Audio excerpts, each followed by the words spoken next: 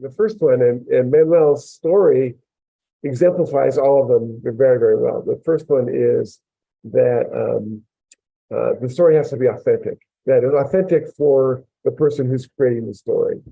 The language we use is that your employees can smell hypocrisy miles away. And if you're saying we want to have in Manuel's case, a non-hierarchical, customer-oriented strategy and culture, and yet he is not himself customer-oriented, he is not himself transparent, then people won't believe it. Why should they? I mean, it just doesn't. So, it's interesting. This organizational change starts with an understanding of the values, the things that are important to the leader who is going to be doing the change. The second sounds strange to many people, but the second one is you got to star in your own story. And that sounds kind of like very egoistic, very self-centered.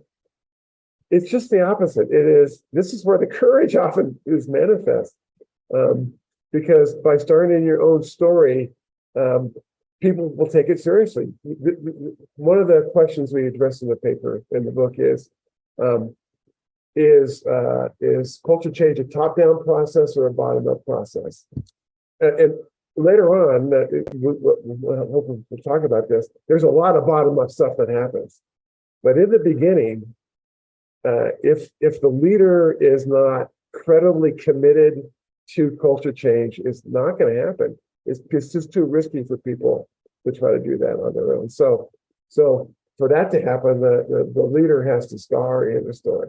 Then the third attribute is the story has to break with the past and provide a path to the future.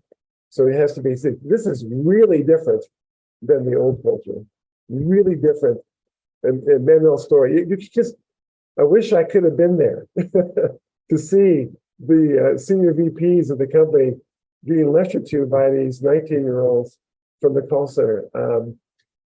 Not just to see the substance, but see the cultural revolution that was created by that. And like I said, we have over 50 stories that are in that variety, that same kind of event. Just amazing thing. So it has to break with the past, and provide a path to the future. And here's the tricky part. It's the path to the future is a direction. It's not, and here are the list of four values that we're going to have. It's always four. I don't know why it's always four, but here are the four values we're going to have in the future. Ultimately, that story that breaks with the past is going to create an opportunity to co-create the new culture between the leaders and the employees. And so it's a path to a new culture, but not a clear step. Next one is that it has to, this story, and Manuel's is another great example of this, it has to appeal to the head and to the heart. On the head side, it's like, if there's not a business case for culture change, then culture change is an ego trip. There's not any strategic reason for doing this culture change. The reason I want to do it is because I want this organization to reflect my personal values. Give me a break.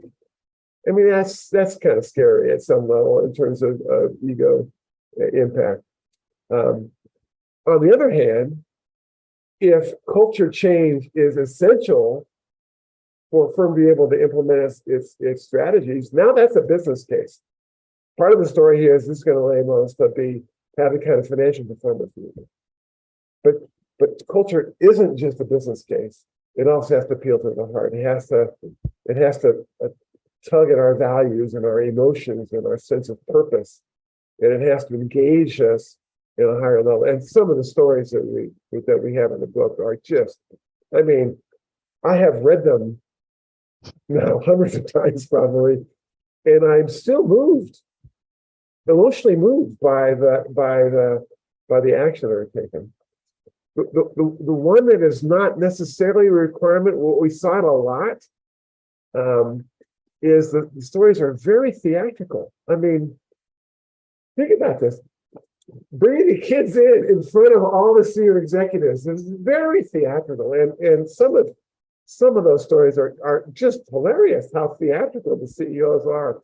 It makes the stories easier to remember, and it also is a way of sticking a stake in the ground. Yeah, I'm going to engage in this behavior that is may appear to be very strange for CEOs, but it makes it very memorable and says, I am serious about this. I'm doing crazy things to make sure this happens.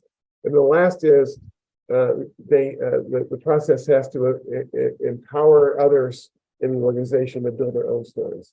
And some of those are also just incredible. As we have one story where the CEO makes these changes in the culture, and he doesn't know if it's taken or not. And then this young guy gets this incredible level of service commitment to one of their customers.